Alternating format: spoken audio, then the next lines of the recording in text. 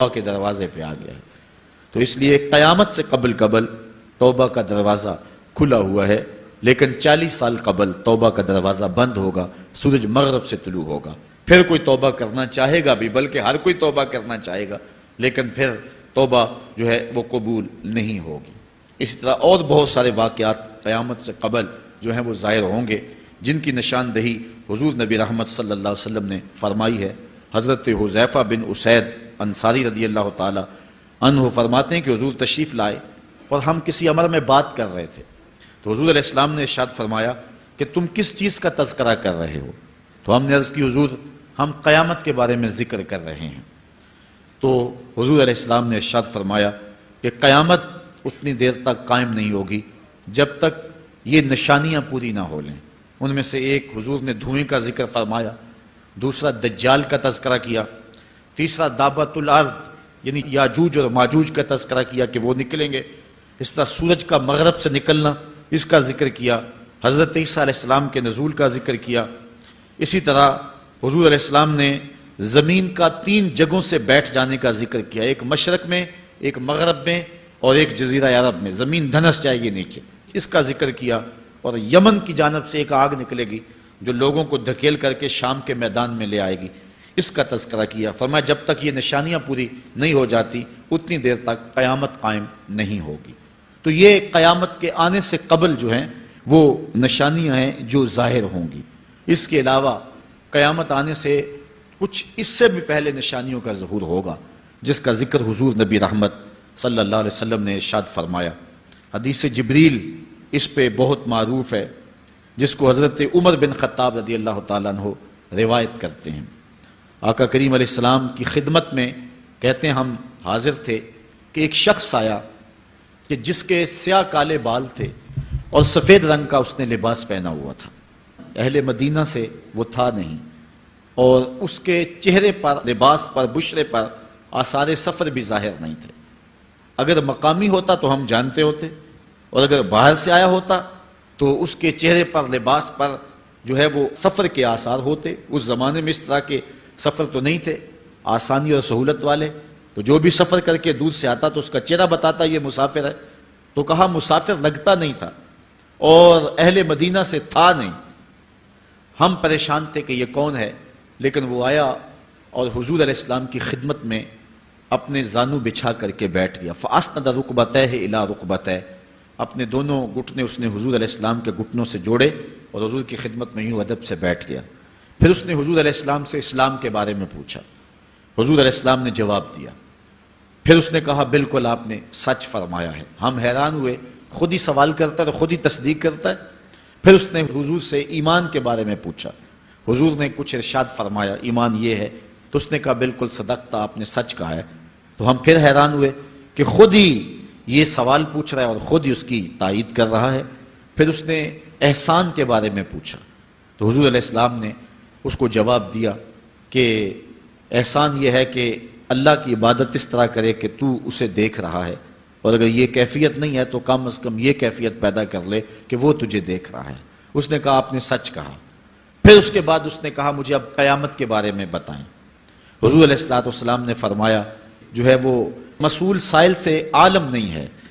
تو اس نے کہا اچھا پھر مجھے قیامت کے کچھ نشانیاں بیان فرما دیں۔ تو حضور علیہ السلام نے اس شخص کو جو نشانیاں بیان فرمائیں وہ یہ تھی کہ لونڈی اپنی مالکہ کو جنم دے گی، بکریاں چرانے والے، اونٹ چرانے والے، ننگے پاؤں والے اور ننگے بدن والے تم دیکھو گے کہ عمارتیں بنانے میں ایک دوسرے سے آگے بڑھنے کی کوشش کریں گے۔ بہرحال تھوڑی دیر تک وہ حضور کی خدمت میں بیٹھا رہا۔ اس کے بعد جب چلا گیا تو تھوڑی دیر گزری تو حضور نے فرمایا عمر جانتے ہو یہ شخص کون تھا؟ عرض کی اللہ و رسولہ عالم، اللہ اور اس کا رسول جانتا ہے۔ فرمایا یہ جبریل امین تھا جو تمہیں تمہارا دین سکھانے کے لیے آیا تھا۔ تو حضرت جبریل امین نے آ کر کے حضور سے جو 4 سوالات کیے ان میں سے ایک سوال یہ تھا قیامت کب آئے گی اور قیامت کی نشانیاں کیا ہیں۔ تو حضور نے یہ نشانیاں بیان فرمائیں کہ لونڈی اپنی مالکہ کو جنم دے گی، اور یہ نشانی اب ہمارے سامنے ہے کہ آج اولادیں اپنے جو ہے وہ ماں باپ کی آقا بنی ہوئی ہیں، بیٹی آج ماں کی حکمران بنی ہوئی ہے۔ یہ دور جس کی نشاندہی کی وہ بالکل آج ہمارے سامنے ہے۔ حضرت ابو ہریرہ رضی اللہ تعالیٰ عنہ سے ایک روایت ہے جس کو نبی رحمت صلی اللہ علیہ وآلہ وسلم سے وہ بیان کرتے ہیں، بینما النبی صلی اللہ علیہ وسلم یحدث اذ جاء اعرابی فقال متی الساعہ۔ حضرت ابو ہریرہ فرماتے ہیں کہ ہم حضور کی خدمت میں بیٹھے ہوئے تھے، ایک شخص حاضر ہوا، اس نے حضور سے کہا کہ حضور قیامت کب آئے گی؟ یہ سوال کیا، متی الساعہ، قیامت کب آئے گی؟ آقا کریم علیہ السلام نے اس کو جواب دیا، اذا ضیعت الامانہ فانتظر الساعہ، جب امانت کو ضائع کر دیا گیا تو سمجھ لے قیامت آ گئی۔ جب امانت کو ضائع کر دیا جائے گا تو سمجھ لے قیامت آ گئی ہے۔ قال کیف اضاعتها، عرض کی حضور امانت کو ضائع کرنا کیا مفہوم رکھتا ہے، اس کا مطلب کیا ہے؟ تشریح پوچھی حضور سے، تو حضور علیہ السلام نے جو جواب دیا وہ سماعت کیجئے۔ قال اذا وسد الامر الى غیر اہلہ فانتظر الساعہ، فرمایا جب معاملات نااہل لوگوں کے سپرد کر دیے جائیں تو سمجھ لے کہ قیامت آ گئی۔ جب مسندوں کے اوپر مسندوں کے حقدار نہیں ہوں گے، جب زاغوں کے تصرف میں عقابوں کا نشیمن آ جائے گا، جب تخت و تاج کے مالک غدار، بے دین اور نااہل لوگ ہوں گے، جب تخت و تاج کی حکمرانی اور مسلح و امامت کے مسند کے اوپر بیٹھنے والے بھی نااہل ہوں گے، تو پھر سمجھ لینا کہ قیامت جو ہے وہ ظاہر ہو رہی ہے، اور قیامت کا پھر انتظار کرنا۔ آج جس زمانے سے ہم گزر رہے ہیں، ہم ذرا نظر اٹھا کر کے دیکھیں تو جس بھی منصب پر ہم کسی شخص کو دیکھتے ہیں، الا ماشاءاللہ کثیر تعداد یہی ہے کہ نااہل لوگ جو ہیں وہ عالی مرتبت مناصب کے اوپر بیٹھے ہوئے ہیں، جو کہ ان کے حقوق کو اور ان کے انتظام کو بھی نہیں جانتے ہیں، جو اس مسند کے تقاضوں سے بھی آگاہ نہیں ہیں، وہ بھی اس مسند کے اوپر بیٹھے ہوئے ہیں۔ ایک زمانہ تھا، یہ ہمارے بچپن کی کہانی ہے، کہ ایک مرتبہ اسمبلی میں بحث ہوئی آبپاشی کے بارے میں، کہ فصلوں تک معقول پانی نہیں پہنچتا اور جو ہے وہ فصل اچھے طریقے سے جو ہے وہ نہیں اگ پا رہی، اور ہمارا ملک زرعی ملک ہے، تو اس کے بارے میں سوچا جائے۔ تو بہرحال اس پہ جب بحث شروع ہوئی تو ایک رکن اسمبلی اٹھا، اس نے کہا کہ پہلی بات تو یہ ہے کہ فصلوں تک پانی پہنچتا ہی نہیں ہے، اور دوسری بات یہ ہے جو پہنچتا بھی ہے وہ بھی راستے میں جو بجلی والے ہیں وہ بجلی نکال لیتے ہیں، اب وہ بجلی نکل چکی ہوتی ہے پانی سے، اب وہ خالی پانی جو ہے وہ فصلوں کو کیا کرے گا؟ تو جب نااہل لوگ ایسی مسندوں کے اوپر اور ایسے مناصب کے اوپر بیٹھے ہوئے ہوں گے اور ہم لوگ ان کو منتخب کرتے ہیں، تو پھر آپ قیامت کا انتظار کیجئے، پھر قیامت آنے میں کوئی دیر نہیں ہے۔ تو حضور علیہ الصلوۃ والسلام نے 2 لفظوں کے اندر قیامت کے بارے میں یہ بات ارشاد فرما لی۔ یہ میں نے آپ کو اپنے بچپن کی کہانی سنائی ہے، لیکن اس دور کی کوئی ایک کہانی ہو تو میں آپ کے سامنے رکھوں۔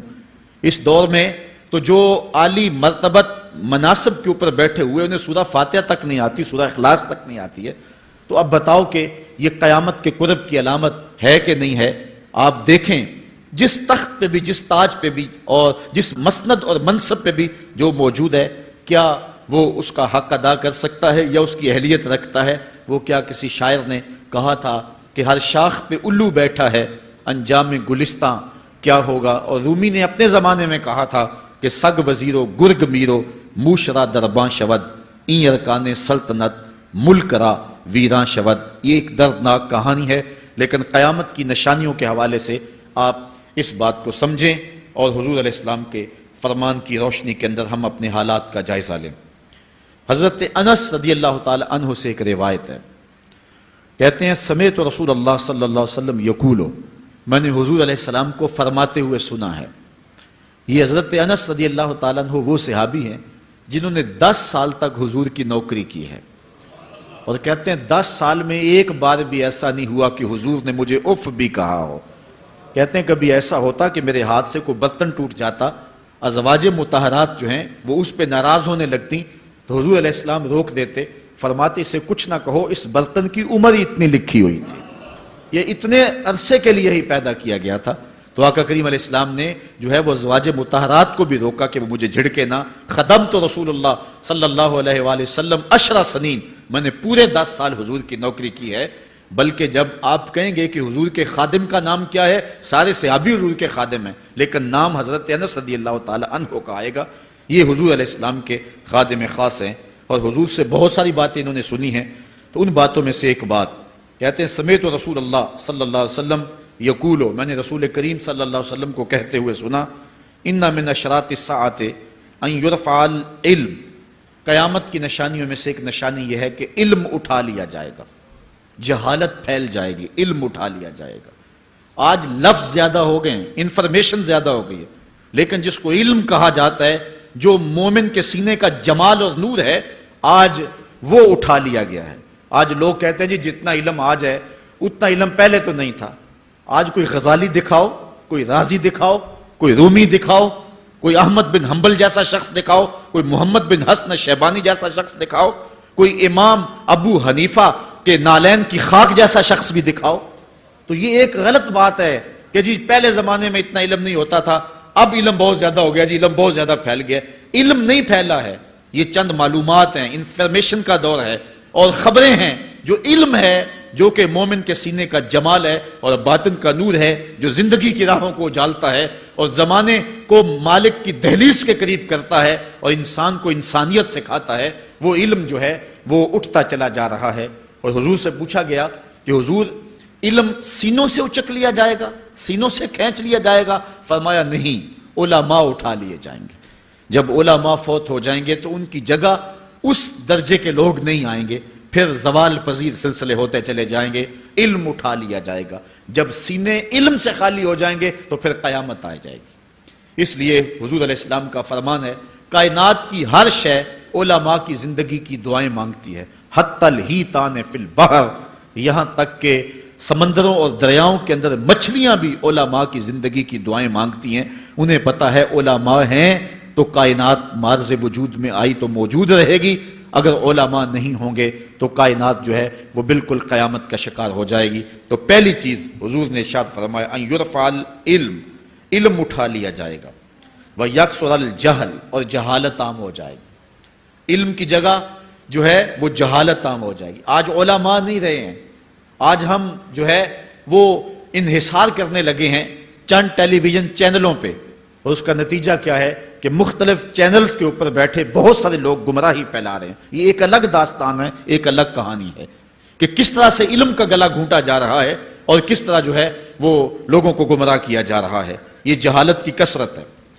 اور تیسری بات جو حضور نے ارشاد فرمائی، وَيَكْثُرَ الزِّنَا، زنا عام ہو جائے گا۔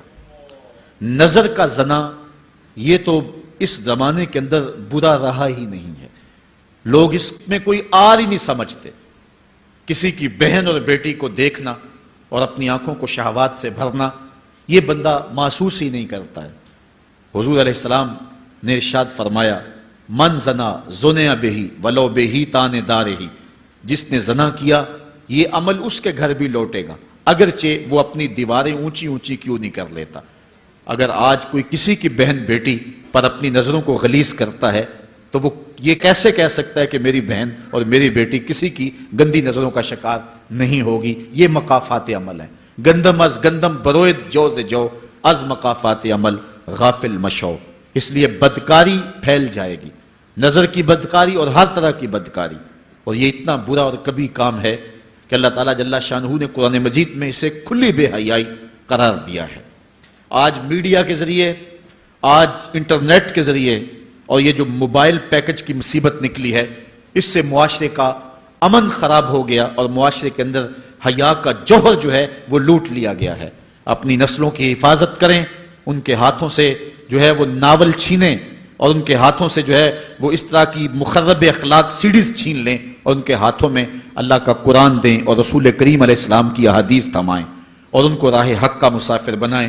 یہ ذمہ داری ہے والدین کی۔ کل قیامت کے دن ایک عورت 4 مردوں کو جہنم میں لے جائے گی۔ عرض کیا گیا وہ کیسے؟ فرمایا ایک عورت کو حکم ہوگا جہنم کا تو وہ عرض کرے گی مالک میرے باپ کو بلایا جائے۔ باپ کو بلایا جائے گا، یا اللہ یہ میرا باپ ہے، میں اس کی بیٹی، میری تربیت کا جوہر اس کے ہاتھ میں تھا، آج جن بدکاریوں اور گناہوں کے سبب جہنم میں جا رہی ہوں اس کا ذمہ دار یہ ہے۔ وہ باپ جس نے اپنے بیٹی کو سب کچھ دیا، اپنی اولاد کی تعلیم کے لیے اپنے پلاٹ بیچ دیے، جائیدادیں فروخت کر دی، نہیں دیا تو دین نہیں دیا، کل قیامت کے دن وہ اللہ کے حضور کیا جواب دے گا؟ ارشاد ہوگا اسے بھی پکڑو، اس کے باپ کو بھی پکڑو اور جہنم میں لے جاؤ۔ عرض کرے گی نہیں مالک، میرے بھائی کو بلایا جائے۔ بھائی کو بلایا جائے گا، مالک یہ میرا بھائی ہے، میں اس کی غیرت تھی، میں جن راہوں پہ چل کر کے تیرے عتاب اور تیرے قہر و غضب کی حقدار بنی، اس کا ذمہ دار یہ ہے، اگر یہ مجھے روکتا، اپنی آبرو کی حفاظت کرتا، اپنی ناموس کا پہرا دیتا، تو میں ان راستوں کی مسافر کیسے بنتی؟ میری خرابی کا ذمہ دار یہ ہے۔ اب وہ بھائی کیا جواب دے گا جو چوکوں اور موڑوں پہ کھڑا ہو کے آنے اور جانے والی بہنوں اور بیٹیوں کو دیکھتا ہے اور یہ سمجھتا ہے کہ میری بہنیں اور میری بیٹیاں گھر میں محفوظ ہیں؟ وہ قیامت کے دن کیا جواب دے گا؟ ارشاد ہوگا اسے بھی پکڑو، اس کے باپ کو بھی پکڑو، بھائی کو بھی پکڑو، جہنم میں لے جاؤ۔ عرض کرے گی نہیں مالک، میرے شوہر کو بھی بلایا جائے۔ بلایا جائے گا، مالک یہ میرا شوہر ہے اور میں اس کی بیوی، میری تربیت کا جوہر ماں باپ کے بعد اس کے ہاتھ میں تھا، اور اس کے پاس طلاق کی دھمکی ایسی چیز تھی، مجھے جو چاہتا منواتا اور جس انداز میں ڈھالنا چاہتا مجھے ڈھال لیتا، لیکن اس نے مجھے کبھی راہ حق کی طرف نہیں بلایا تھا۔ وہ شوہر کیا جواب دے گا جو خود اپنے دوستوں کو چائے پہ بلا کے اور اپنی بیوی کو سامنے برہنہ منہ بٹھا کے بعد میں اس کے حسن کی داد مانگتا ہو، بتاؤ بھابی کیسی ہے؟ تو وہ کیا جواب دے گا قیامت کے دن؟ ارشاد ہوگا اس کو بھی پکڑو، اس کے باپ کو بھی، اس کے شوہر کو بھی اور اس کے بھائی کو بھی جہنم میں لے جاؤ۔ عرض کرے گی نہیں مالک، میرے بیٹے کو بھی بلایا جائے۔ بیٹے کو بلایا جائے گا، مالک یہ میرا بیٹا ہے، میں اس کی ماں ہوں، میرے سینے میں اس کے لیے تڑپتی ہوئی ممتا تو نے رکھی تھی، یہ روٹ جاتا تو زندگی اجاڑ ہو جاتی، جو بھی چاہتا ضد کر کے منوا لیتا، مجھے کسی کے گھر کے برتن بھی مانجنے پڑے تو میں نے اس سے بھی گریز نہیں کیا، اس کی ہر فرمائش کو پورا کیا، اپنا زیور بیچ کے اس کی تعلیم مکمل کروائی۔ اگر یہ ضد کرتا کہ امی آپ نماز نہیں پڑھتی، میں آپ کے ہاتھ کا کھانا نہیں کھاؤں گا، امی آپ یہ عمل کیوں کرتی ہیں، یہ شریعت میں جائز نہیں ہے، تو میں جو ہے وہ کھانا نہیں کھاؤں گا، تو کیا میری ممتا مجبور نہ ہو جاتی؟ اس نے ساری زندگی کیا مجھے اس کے بارے میں کوئی کہا تھا، نیکی کی طرف بلایا تھا، بدی سے روکا تھا؟ جس بیٹے نے اپنی ماں سے ہر ضد پوری کروائی ہو تو اس نے صرف دین کے بارے میں کوئی ضد نہیں کی ہے، تو وہ کل قیامت کے دن کیا جواب ہوگا؟ ارشاد ہوگا اسے بھی پکڑو، اس کے باپ کو بھی پکڑو، اس کے خاوند کو بھی پکڑو، بھائی کو بھی پکڑو، بیٹے کو بھی پکڑو، اور پانچوں کو گھسیٹ کے جہنم میں لے جاؤ۔ فرمایا ایک عورت 4 مردوں کو قیامت کے دن جہنم میں لے جائے گی۔ اس لیے میں اور آپ آج دیکھ لیں کہ ہمارا آخرت کا معاملہ کیا ہونے والا ہے اور ہم نے اس دنیا کے اندر کس طرح اپنی حفاظت کرنی ہے۔ چوتھی چیز جو حضور نے ارشاد فرمائی، وَيَكْثُرَ شُرْبَ الْخَمْرِ، اور شراب پینا عام ہو جائے گا۔ یہ قرب قیامت کی علامت ہے۔ آج ہماری ایلیٹ کلاس میں اور ہمارے آیان حکومت، آیان سلطنت اور سیاستدانوں اور جو ہے وہ عالی نسب خاندان جو شمار کیے جاتے ہیں، ان میں شراب پانی کی طرح سمجھی جاتی ہے، اور آج ہمارے ملک کے اندر جو ہے وہ کتنے شراب خانے موجود ہیں اور کتنے ٹنوں کے حساب سے جو ہے وہ بیرون ملک سے شراب درآمد کی جاتی ہے۔ یہ قرب قیامت کی نشانی ہے کہ شراب عام ہو جائے گی۔ ایک روایت میں آتا ہے شارب الخمر کعابد الوثن، شراب پینے والا بت پوجنے والے کی طرح ہے۔ کتنا سخت فرمایا گیا، اور کل قیامت کے دن سخت رسوا ہوگا جو دنیا کے اوپر شراب پیتا رہا ہوگا۔ اللہ تعالی ہم سب کو محفوظ فرمائے۔ وَيَقِلَّ الرِّجَالُ وَيَكْثُرُ النِّسَاءُ، اور ایک نشانی حضور نے یہ ارشاد فرمائی کہ مرد تھوڑے ہو جائیں گے اور عورتیں زیادہ ہو جائیں گی۔ ایک تو عورتوں کی افزائش زیادہ ہوگی، اور دوسری بات مختلف ہنگاموں میں، حادثات میں اور جنگوں میں مرد قتل کر دیے جائیں گے اور عورتیں زیادہ ہو جائیں گی، یہاں تک کہ حضور نے فرمایا حتی یکون ل50 امرأۃ القیم الواحد، یہاں تک کہ 50 عورتوں کا ایک مرد منتظم ہوگا۔ 50 عورتیں ہوں گی اور کمانے والا صرف ایک مرد ہوگا۔ یہ قرب قیامت کے حالات ہیں جو حضور نے بیان کیے۔ حالات اس طرف بڑھ رہے ہیں، اور ایک وقت وہ آنے والا ہے کہ بالکل جو حضور نے فرمایا وہ چیزیں سامنے آئیں گی۔ حضرت ابو سعید خدری رضی اللہ تعالی عنہ سے ایک روایت سنیے۔ حضور نے ارشاد فرمایا مجھے قسم ہے اس رب کی جس کے قبضے میں میری جان ہے، اتنی دیر تک قیامت نہیں آئے گی، یہ وقت بھی آئے گا کہ جانور انسان سے باتیں کریں گے، انسان ان کی بولی سمجھے گا اور وہ ان سے باتیں کریں گے۔ وَحَتَّى تُكَلِّمَ الرَّجُلَ عَذْبَةُ صَوْتِهِ، اور اس کے کوڑے کی جو رسی ہے، اس کا جو پھندنا ہے، وہ بھی انسان سے باتیں کرے گا۔ وَالشِّرَاكُ نَالِهِ، اور اس کے جوتے کا تسمہ بھی اس سے بات کرے گا۔ يُخْبِرَ فَخِذُهُ بِمَا أَحْدَثَ أَهْلُهُ بَعْدَهُ، اس کا گھٹنا اس کو بتا دے گا اس کے بعد میں اس کے گھر والوں نے جو باتیں کی ہیں۔ یہ حالات پیدا ہو جائیں گے۔ آج موبائل اور جدید ٹیکنالوجی آ رہی ہے تو اس بات کو سمجھنا مشکل نہیں ہے۔ اس زمانے کے اندر جبکہ ان چیزوں کا تصور بھی نہیں تھا، صحابہ نے پھر بھی یقین کیا کہ ہوگا، حضور نے کہا ہے، اور آگے بیان کیا۔ اور آج تو حالات نظر آ رہے ہیں کہ بالکل جو حضور نے بتایا وہ سب کچھ جو ہے وہ ہونے والا ہے۔ حضرت ابو ہریرہ رضی اللہ تعالی عنہ سے ایک روایت ہے، یہ وہ صحابی ہیں جنہوں نے سب سے زیادہ حضور علیہ السلام کے فرامین امت تک پہنچائے ہیں، کثرت کے ساتھ حضور کی صحبت کا دور پایا اور اصحاب صفہ میں سے تھے، زندگی کا ایک ایک لمحہ حضور کی قربت میں گزارا۔ حضرت ابو ہریرہ رضی اللہ تعالیٰ عنہ فرماتے ہیں کہ رسول کریم صلی اللہ علیہ وسلم نے ارشاد فرمایا، اذا اتخذ الفیء دیوالا، جب مال غنیمت کو، جب سرکاری خزانے کو اپنی ذاتی دولت سمجھا جائے گا، اس میں تصرف کیا جانے لگے گا، سرکاری خزانے میں لوگ جس طرح چاہیں گے تصرف کریں گے، ایک زمانہ آئے گا اور وہ دیکھ لو بالکل ہمارے سامنے ہے۔ والامانۃ مغنما، اور امانت کو مال غنیمت سمجھا جائے گا، جس طرح غنیمت بندہ استعمال کرتا ہے وہ امانت کو اس طرح غنیمت سمجھے گا اور اس کو جو ہے وہ غصب کر جائے گا۔ والزکوٰۃ مغرما، اور زکوٰۃ کو ٹیکس سمجھے گا، مجبور ہو کے دے گا، وہ زکوٰۃ دینا چاہے گا ہی نہیں۔ اور آج کتنے لوگ ہیں جو زکوٰۃ نہیں دیتے؟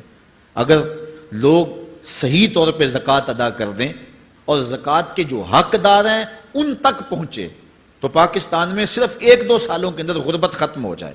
اتنی دولتیں ہیں لوگوں کے پاس، اتنی جائیدادیں ہیں لوگوں کے پاس، ایک تو سارے لوگ زکوٰۃ ادا نہیں کرتے، دوسرا یہ ہے حقداروں تک نہیں پہنچتی۔ پیشہ ور مانگنے والے اور اس موسم کے اندر جو ہے وہ اپنے آپ کو غریب ظاہر کر کے اور مختلف اپنی مجبوریاں ظاہر کر کے مال ہتھیانے والے بہت سارے ہیں، اور زکوٰۃ دینے والا کہتا ہے میں جلدی جلدی فارغ ہو جاؤں۔ جتنی محنت مال کو کمانے میں صرف کی ہے، اتنی ہی محنت حقداروں کو تلاش کرنے کے لیے بھی کرے تاکہ اس کی زکوٰۃ اصل مصارف تک پہنچے۔ تو قرب قیامت میں یہ ہوگا کہ زکوٰۃ کو ٹیکس جانا جائے گا۔ وَتُعُلِّمَ لِغَيْرِ الدِّينِ، اور علم دین کے لیے حاصل نہیں کیا جائے گا، دین کے علاوہ کے لیے حاصل کیا جائے گا۔ اس کے 2-3 مفاہیم ہیں۔ ایک تو مفہوم ہے کہ علم دین حاصل کرنا لوگ چھوڑ دیں گے، وہ انجینئر اور ڈاکٹر اور کیا کچھ بننے کے لیے جو ہے وہ علم حاصل کریں گے۔ نام خدمت انسانی ہی ہے کہ میں یہ سب کچھ کر کے اپنے وطن کی خدمت کروں گا، انسانیت کی خدمت کروں گا، لیکن بعد میں جب مسندوں پہ بیٹھتے ہیں اور جو حال کرتے ہیں وہ کسی سے مخفی نہیں ہے۔ مسیحا پھر کس روپ کے اندر آتا ہے اور کس طرح قوم کو دونوں ہاتھوں سے لوٹتا ہے، یہ قرب قیامت کی نشانیاں ہیں۔ ہر بندہ جو ہے وہ علم تعلیم حاصل اچھا انسان بننے کے لیے نہیں، با کردار شخص بننے کے لیے نہیں، اچھا مومن بننے کے لیے نہیں، صالح فرد بننے کے لیے نہیں، بلکہ کمائی کرنے کے لیے، زیادہ سے زیادہ پیسے کمانے کے لیے وہ علم حاصل کرے گا۔ اور دوسری یہ بات کہ جو دین کا علم بھی حاصل کریں گے وہ بھی غرض و غائد جو ہے وہ اپنی چھوڑ دیں گے جس مقصد کے لیے جو ہے وہ علم حاصل کیا جاتا ہے۔ اور یہ قرب قیامت کی نشانی جو حضور نے بیان کی یہ بھی ہم اپنے زمانے میں دیکھ رہے ہیں۔ وَأَطَاعَ الرَّجُلُ امْرَأَتَهُ، اور آدمی اپنی بیوی کی اطاعت کرے گا، جو بیوی کہے گی وہ مانے گا۔ وَأَقَّ أُمَّهُ، اور ماں کو آگ کر دے گا، ماں کی پرواہ نہیں کرے گا، ماں کی نافرمانی کرے گا، بیوی کی بات کو ترجیح دے گا اور ماں کی بات جو ہے اس کو ثانوی حیثیت دے گا۔ بہت بدبخت تو ایسے ہیں کہ جو ماں باپ کو ویسے ہی دقیانوسی کا تانا دے کے کہتے ہیں تمہیں تو پتہ ہی نہیں کسی بات کا دنیا کہاں چلی گئی، اور ان کی کسی بات کو، کسی مشورے کو اور کسی حکم کو کوئی ترجیح نہیں دیتے۔ لیکن جب بیوی اور ماں دونوں کا حکم مقابلے میں آ جائے تو اس وقت وہ بیوی کے حکم کو ترجیح دیں گے۔ یہ قرب قیامت کی علامت ہے جو کہ ہم واضح طور پہ اپنے معاشرے میں دیکھ رہے ہیں۔ وَأَدْنَى صَدِيقَهُ وَأَقْصَى أَبَاهُ، دوست قریب ہوں گے، باپ دور ہوگا۔ دوستوں کو قربت دی جائے گی، ان کے ساتھ بیٹھنا اٹھنا بھی ہوگا، کھانا پینا بھی ہوگا، گپ شپ بھی ہوگی۔ دوست ایک بیل دے تو بندہ دوڑا جائے گا دوست کی پکار پہ، لیکن ماں باپ جو مرضی کہیں تو ماں باپ کی بات کو کوئی ترجیح نہیں دی جائے گی۔ یہ قرب قیامت کی نشانیوں میں سے ایک نشانی ہے، اور اس وجہ سے آج لوگ محروم ہو گئے ہیں اور گھروں میں برکت نہیں رہی۔ ماں باپ اگر کچھ کہیں، کوئی چیز لانے کے لیے بھی کہیں تو بچہ 100 بہانے کرتا ہے اور دوست کی پکار پہ لبیک کہتا ہوا بھاگ اٹھتا ہے۔ وَظَهَرَتِ الْأَصْوَاتُ فِي الْمَسَاجِدِ، مسجدوں میں لڑائیاں ہوں گی، مسجدوں میں جو ہے وہ آوازیں بلند ہوں گی لڑائیوں کی، ایک دوسرے سے الجھاؤ پیدا ہو جائیں گے۔ آج ہماری مسجدوں میں پنکھا بند کرنے سے لڑائیاں شروع ہو جاتی ہیں۔ یہ بالکل آپ کے قریب ایک شہر میں ہوا ہے، ایک آدمی قتل ہو گیا صرف اس معاملے میں کہ وہ ایک کہہ رہا تھا کہ لائٹ بند کر دو، اور دوسرے نے کہا کہ میں نماز پڑھ رہا ہوں تو تم نے مجھے دیکھا نہیں، اور اس بات پہ لڑائی شروع ہوئی، حتیٰ کہ فائرنگ تک نوبت پہنچی اور ایک آدمی جو ہے وہ قتل ہو گیا۔ آپ نے اخبارات میں پڑھا ہوگا۔ تو اس طرح مسجدوں کے اندر جو ہے وہ لڑائیاں شروع ہو جائیں گی، یہ قرب قیامت کی نشانی ہے۔ وَسَادَ الْقَبِيلَةِ فَاسِقُهُمْ، قبیلے کا سردار سب سے فاسق اور بدتر شخص ہوگا، خاندان کا، قبیلے کا، برادری کا، وہی سربراہ ہوگا، وہی قائد ہوگا، وہی لیڈر ہوگا، وہی پنچ ہوگا جو جتنا بڑا غنڈا اور جتنا بڑا بدماش ہے اس کو ہی جو ہے وہ سرپرستی جائے گی۔ شرافت نام کی چیز ہی باقی نہیں رہے گی۔ شرافت کے بل بوتے پہ آگے نہ کوئی سیاست میں آ سکے گا، نہ کوئی خاندان میں آگے آ سکے گا، بلکہ اب تو حال ہی ہوا کہ ہماری محافل اور آراس کے اندر بھی جو مہمان خصوصی رکھے جاتے ہیں وہ بھی اس اعتبار سے نہیں رکھے جاتے کہ متقی شخص تلاش کرو جس کو مسند صدارت پہ بٹھایا جائے، جس کو مہمان خصوصی رکھا جائے۔ اس میں بھی یہ دیکھا جاتا ہے کہ کس کا اثر معاشرے کے اندر زیادہ ہے، چاہے وہ اثر و رسوخ اس نے منشیات فروخت کر کے ہی حاصل کیا ہو، کس کی دولت زیادہ ہے، چاہے اس نے وہ دولت لوگوں کا خون نچوڑ کے حاصل کی ہو، وہی مہمان خصوصی ہوتا ہے محفل نعت میں، کیونکہ وہ پیسے زیادہ پھینک سکتا ہے، اور ایک غریب آدمی جو کہ تہجد کی نماز پڑھنے کا بھی عادی ہے اس کو جوتیوں پہ جگہ ملتی ہے، اس کا قصور صرف یہ ہے کہ وہ غریب ہے اور اس کے پاس حرام کی کمائی نہیں ہے۔ یہ حضور علیہ السلام نے نشانی فرمائی اور جو آج ہم اپنی آنکھوں سے دیکھ رہے ہیں۔ وَسَادَ الْقَبِيلَةِ فَاسِقُهُمْ، قبیلے کا سردار جو ہے وہ بدتر اور فاسق شخص ہوگا۔ وَكَانَ زَعِيمُ الْقَوْمِ أَرْذَلَهُمْ، اور قوم کا جو سردار ہوگا وہ قوم کا کمینہ ترین شخص ہوگا، یعنی قوم کا جو سب سے کمینہ شخص ہوگا وہ سب سے اونچی والی مسند پہ بیٹھا ہوگا۔ اور آپ دیکھ لیں، صرف پاکستان میں نہیں پوری دنیا پہ دیکھ لیں، کیا ایسا نہیں دیکھ رہے ہم کہ جو بدبخت ہے، جو کمینہ ترین شخص ہے، فلک نے بخشی ہے انہیں خواجگی، جو جانتے نہیں روش بندہ پروری کیا ہے، جن کو اپنے نفع نقصان کا بھی نہیں پتا، اپنے آپ کا بھی شعور نہیں ہے، ہم کون ہیں، کس لیے آئے ہیں، جو مقصد حیات سے بھی آگاہ نہیں ہے، تو وہ قوم کے سردار ہوں گے، سیاسی تنظیمیں ہوں یا دیگر تنظیمات ہوں، الا ماشاء اللہ اکثر حال یہی ہے جو اللہ کے محبوب علیہ السلام نے بیان فرمایا، جہاں کہیں بھی شرافت، نجابت اور اچھے لوگوں کو برتری ہے، آہستہ آہستہ وہ کم ہوتی چلی جائے گی، اور یہی ہوگا سارے کا سارا نظام جب قیامت آئے گی، تو یہی ہوگا کہ جتنا برا شخص ہوگا، جتنا کرپٹ شخص ہوگا، جتنا ظالم شخص ہوگا، جتنا ڈاکو لٹیرا اور انتہائی کمینہ صفت شخص ہوگا، وہی جو ہے وہ قوموں کا سردار ہوگا۔ وَأُكْرِمَ الرَّجُلُ مَخَافَةَ شَرِّهِ، اور آدمی کی عزت اس کی شر سے بچنے کے لیے کی جائے گی۔ فلاں بندے سے اگر تعلقات قائم نہ رکھے تو ہمیں نقصان پہنچائے گا۔ آج 10 نمبر کا غنڈا بھی ہو تو لوگ اس سے تعلق ضرور استوار رکھتے ہیں، یہ فخر سمجھتے ہیں۔ آج کل افطار پارٹیاں ہو رہی ہیں اور اس میں ان کو بلایا جاتا ہے دعوت افطار پر جنہوں نے روزے ہی نہیں رکھے ہوئے۔ یہ افطار پارٹیاں نہیں ہیں، یہ ایک تماشا ہے جو لگایا جاتا ہے۔ اس لیے یہ ایک مزاج ہوگا قرب قیامت میں جس کا بیان حضور علیہ السلام نے کیا، جبکہ ہم ہر روز یہ اللہ سے وعدہ کرتے ہیں وَنَخْلَوْ وَنَتْرُكُ مَنْ يَفْجُرُكَ، دعائے قنوت میں کہتے ہیں اے اللہ جو تیرے حکموں کو توڑتا ہے ہمارا اس سے کوئی تعلق نہیں ہوگا۔ یہ روز عہد کرتے ہیں لیکن مسجد سے نکل کے اس عہد کو توڑ دیتے ہیں، بلکہ بہت سارے تو مسجد کے اندر ہی توڑ دیتے ہیں۔ وَظَهَرَتِ الْكَيْنَاتُ وَالْمَعَازِفُ، اور گانے والی اور بجانے والی عورتیں اور گیت گانے والی عورتیں، رنڈیاں، یہ جو ہیں وہ گانا شروع کر دیں گی اور یہ عام ہو جائے گا۔ اب تو حد ہو گئی کہ مذہب کے نام سے بھی یہ سب کچھ ہو رہا ہے۔ یہ شام کلندر کے نام سے جو پورے ملک کے اندر ایک جو ہے تقریب شروع ہوئی ہے، اس میں جو ہے ان عورتوں کو بلایا جاتا ہے اور لکھا ہوتا ہے باقاعدہ اشتہاروں کے اوپر کہ فلاں جو ہے وہ گانے والی آئے گی اور وہ جو ہے وہ اپنا کلام پیش کرے گی، اور یہ مذہب کے نام پہ ہو رہا ہے۔ اور حد یہ ہو گئی کہ یہ بڑھتا ہی چلا جا رہا ہے. اس کو روکنے کی گو مربوط کوششیں بھی نہیں ہوئی، لیکن ایک ایسا عمل تھا کہ جس کو ہر صاحب شخص برا سمجھتا ہے، لیکن اس کے باوجود یہ پھیلتا چلا جا رہا ہے. اور جو کچھ معاشرے میں ہو رہا ہے وہ حضور علیہ السلام نے پہلے نشاندہی کی. وَشُرِبَتِ الْخُمُورُ، اور شرابیں پی جائیں گی، رنڈیاں ناچیں گی، گانے گائیں گی اور شرابیں پی جائیں گی. وَلَعَنَ آخِرُ هَذِهِ الْأُمَّةِ أَوَّلَهَا، اس امت کے بعد میں آنے والے لوگ پہلے گزروں پر لعنت کریں گے. کہیں گے انہیں تو پتہ ہی نہیں ہے.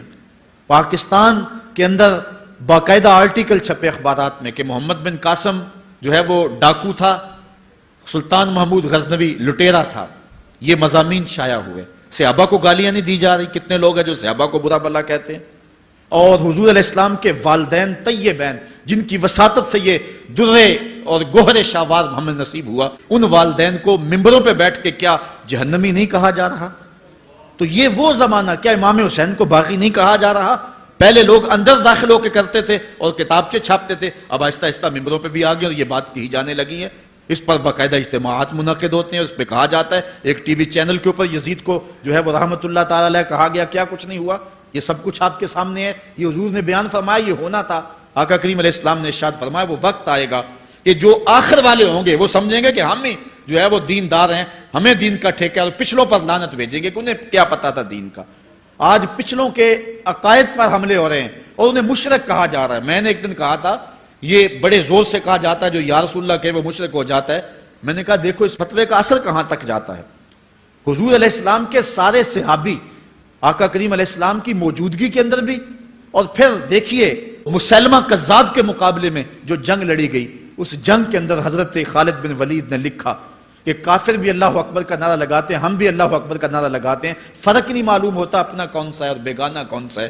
تو حضرت صدیق اکبر نے لکھا کہ جب وہ اللہ اکبر کا نعرہ لگائیں تم اس کے جواب کے اندر یا محمد آہو کا نعرہ لگاؤ. وَقَانَ شِعَارُ الْمُسْلِمِينَ يَوْمَئِذٍ یا محمد آہو. اس دن مسلمانوں کا شعار ہی یہ تھا، جو یا محمد یا رسول اللہ کہتا تھا وہی مومن مانا جاتا تھا، باقی کو تہہ تیگ کر دیا جاتا تھا.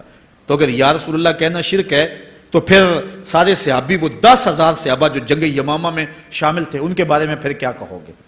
پھر حضرت زین العابدین کے بارے میں کیا کہو گے جو کربلا کے میدان میں مدینے کی طرف منہ کر کے کہہ رہے ہیں یا رحمت للعالمین ادرک لزین العابدین. پھر حضرت زینب کے بارے میں کیا کہو گے؟ یا محمد آہو یا محمد آہو ھذا حسین مزمل بالدماء ہو، جو کربلا میں کھڑا ہو کے کہہ رہی ہیں اے میرے نانا حضور، اے محمد عربی، آپ کے حسین کو دیکھو خون میں نہا گیا ہوا ہے. تو پھر کیا یہ فتویٰ تمہارا کہاں تک پہنچے گا؟ نہ صحابہ بچیں گے، نہ اہل بیت بچیں گے، اور نہ اولیاء امت بچیں گے جنہوں نے کہا تھا یا رسول اللہ انظر حالنا یا حبیب اللہ اسمع قالنا. تو یہ قیامت کی نشانیاں ہیں کہ اگلے جو ہیں وہ پچھلوں پر لعنتیں بھیجیں گے، ان کو برا بلا کہیں گے. صحابہ کو گالیاں، اہل بیت کو گالیاں، نواسب میں کیا کچھ نہیں کیا ہے. اور آج بھی جو دنیا کے اوپر ناسبی ہیں وہ اہل بیت کے بارے میں کیا کیا زبان استعمال نہیں کرتے، حضور کے والدین کے بارے کیا کچھ نہیں کہا جاتا. تو یہ سب کچھ ہونے والا ہے جو حضور علیہ السلام نے بیان کیا، کچھ ہو رہا ہے اور کچھ تم دیکھو گے اپنی آنکھوں کے سامنے. پھر ارشاد فرمایا فَارْتَقِبُوا عِنْدَ ذَلِكَ رِيحًا حَمْرَاءَ وَزَلْزَلَةً وَخَسْفًا وَمَسْخًا وَقَذْفًا وَآيَاتٍ تُتَابِعُ كَنِظَامٍ قُطِعَ سِلْكُهُ فَتُتَابِعُ. فرمایا کہ پھر جب یہ حالات ہوں گے اور یہ پوری طرح حالات معاشرے میں پیدا ہو جائیں گے تو پھر سرخ آندیاں آئیں گی. پھر انتظار کرنا سرخ آندیوں کا. وَزَلْزَلَةً اور زلزلے کا انتظار کرنا. وَخَسْفًا وَمَسْخًا وَقَذْفًا اور دھنسنے کا انتظار کرنا، اوپر سے پتھروں کے نازل ہونے کا اور شکلوں کے بگڑنے کا انتظار کرنا. اور آگے فرمایا وَآیَاتٍ اور ایسی نشانیاں آئیں گی ایک دوسرے کے پیچھے آئیں گی. جس طرح تسبیح کا دھاگا ٹوٹ جائے تو پیدر پہ اس کے دانے گرتے ہیں، تو یہ سارے عذاب جن کا ذکر حضور نے کیا میں مسلسل اوپر نیچے یہ تمہارے تک پہنچیں گے. حضرت انس رضی اللہ تعالیٰ عنہ سے ایک اور روایت لیتے ہیں. حضور علیہ السلام نے ارشاد فرمایا لا تقوم الساعة حتى يتقارب الزمان فتكون السنة كالشهر والشهر كالجمعة وتكون الجمعة كاليوم ويكون اليوم كالساعة وتكون الساعة كالدرمة بالنار. فرمایا جب قیامت آئے گی اتنی دیر تک قائم نہیں ہو سکتی جب تک زمانے مختصر نہیں ہو جائیں گے، زمانے سمٹ نہیں جائیں گے، حتیٰ کہ سال مہینے جتنا ہو جائے گا، اور مہینہ ایک جمعۃ المبارک جتنا ہو جائے گا، اور ایک جمعہ ایک دن جتنا ہو جائے گا، اور ایک دن ایک گھڑی جیسا ہو جائے گا، اور ایک گھڑی ایسے ہوگی جس طرح آگ کا شعلہ جلایا اور وہ بجھ گیا۔ اور آج آپ دیکھ نہیں رہے کہ دن کتنی جلدی گزرتا۔ کسی زمانے میں ہم گرمیوں کی چھٹیاں کاٹتے تھے تو گزرتی نہیں ہوتی تھی گرمیوں کی چھٹیاں، لیکن آج آپ دیکھیں یہ دوپہر نہیں گزرتی ہوتی تھی۔ رمضان المبارک گرمیوں کے روزے جب ہمارے بچپن میں آئے تھے تو دوپہر نہیں گزرتی ہوتی تھی، لیکن آج وہی گرمیاں ہیں، لیکن ادھر سے سورج طلوع ہوتا ہے، ادھر سے غروب ہو جاتا ہے۔ وقت سمٹ گئے، زمانے سمٹ گئے، اور یہ قرب قیامت کی نشانیاں ہیں۔ خرابی اتنی زیادہ ہوگی، حضور نے ارشاد فرمایا، حضرت ابو ہریرہ سے ہے، آدمی گزرے گا اور ایک پرانی سی قبر دیکھے گا اور کہے گا وَيَقُولُ يَا لَيْتَنِي كُنْتُ مَكَانَ صَاحِبِ هَذَا الْقَبْرِ وَلَيْسَ بِهِ الدِّينُ إِلَّا الْبَلَاغُ۔ فرمایا انسان قبر کے قریب سے گزرے گا تو گزرتے ہوئے وہ ٹھنڈی آہ بھر کے کہے گا کاش کہ اس قبر کا مکین میں ہوتا، اور فرمایا دین سوائے آزمائش کے اور کچھ نہیں رہ جائے گا۔ یہ قرب قیامت کی وہ نشانیاں ہیں جو حضور علیہ السلام نے بیان کی۔ ایک اور نشانی حضور علیہ السلام نے بیان فرمائی کہ قرب قیامت کے اندر دین کا کام بھی درہم و دینار سے ہوگا۔ اس کے دو مفاہیم ہیں۔ ایک مفہوم تو یہ ہے کہ دین کا کام کرنے والے بھی پیسے ٹگے کے بغیر جو ہے وہ ایک قدم نہیں چلیں گے۔ کیا آج 2-2 3-3 لاکھ روپے نعت پڑھنے کے نعت خواں وصول ہم سے نہیں کر رہے؟ اور آج جو ہے وہ کیا دین کوڑیوں کے عوض بیچا نہیں جا رہا؟ آج گھر نکلنے سے قبل طے نہیں کیا جاتا کتنے اب دو گے، کتنے واپسی پہ دو گے، اور کتنے اوپر نچھاور کرو گے؟ دین کیا کوڑیوں کے عوض اور پیسے کے عوض بیچا نہیں جا رہا؟ ایک اس کا مفہوم یہ ہے، اور دوسرا مفہوم اس کا یہ ہے قرب قیامت میں اگر کوئی دین کا کام کرنا بھی چاہے گا تو درہم و دینار کے بغیر نہیں ہو سکے گا۔ یعنی اس کو ضرورت ہوگی کہ میرے پاس مال ہو، حالات ہوں، اور میں دین کا کام کروں۔ اگر اس کے پاس حالات نہیں ہوں گے تو دین کا کام اس کے لیے کرنا مشکل ہو جائے گا۔ جس طرح کسی زمانے میں علماء برگد کی چھاؤں میں بیٹھ کے، اور لوگ ان کے پاس بھی آ گئے، کوئی وسائل کی ضرورت نہیں تھی، وہ پڑھا سکتے تھے، لوگ بیٹھ گئے۔ امام محمد بن حسن الشیبانی جب پڑھانے بیٹھے تو آپ کی مجلس میں جو لوگ آ کے سیکھتے تھے وہ تعداد ان کی تو بہت ساری تھی، لیکن جو باقاعدہ آپ کی باتوں کو لکھتے تھے وہ 4000 لوگ تھے۔ 4000 کلمے اور دواتیں حضرت امام محمد بن حسن شیبانی کی مجلس کے اندر پڑھی ہوا کرتی تھی، اور باقی جو لوگ تھے حضرت غوث اعظم سیدنا شیخ عبد القادر جیلانی علیہ رحمہ، آپ جب تشریف لائے، ملا علی قاری نے نزہۃ الخاطر الفاتر فی مناقب شیخ عبد القادر میں لکھا ہے کہ آپ کی ایک ایک مجلس کے اندر 70 ہزار لوگوں کا اجتماع ہوا کرتا۔ آج تھوڑے لوگ اکٹھے ہو جائیں تو ہم خوش بھی ہوتے ہیں اور حیران بھی ہوتے ہیں، اتنے لوگ اکٹھے ہو گئے۔ میاں ضرورت ہے لوگوں کی کہ وہ دین سیکھیں، وہ جائیں ایسی مجالس کے اندر، لیکن لوگ سمٹ جائیں گے، نہیں جائیں گے۔ وسائل کی ضرورت ہوگی۔